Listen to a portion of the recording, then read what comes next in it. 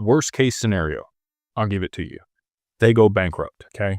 Have a really strong balance sheet. They have like $700 million on their balance sheet right now. I do think that Anchorage is probably going to go public in the not too distant future. Just, hearsay around. I could be off with that. We'll have to find out. But with all that being said, let's say they go bankrupt. Okay. They are not relief estate like BNY Mellon. They are bankruptcy remote though. So the assets are segregated from their exchange business. Those assets are always yours. They will have to go through the bankruptcy process, but your assets sit there in kind and you will get access to them post bankruptcy. I don't know if there's anybody else besides BNY Mellon, but that sounds like a good thing. Another trust bank steps in immediately, takes over.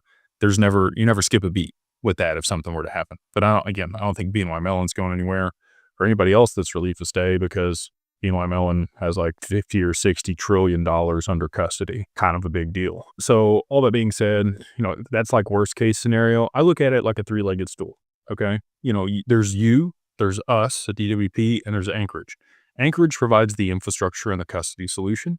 We provide advisory on the other side of the multi-sig. And then, you own the assets and you're the other side on the account.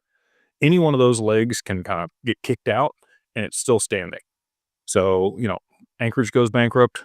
Cool. We go through the bankruptcy process. Your assets are still there. We're still your advisor. No problems. We go out of business. Something happens to DWP. That's fine. You can, have your RIA or another RIA set up with Anchorage. You move your account over to them. They manage it for you. God forbid something happens to you. We have beneficiaries on the accounts to make sure that there's continuity and management of the assets and your family gets them or whoever you designate.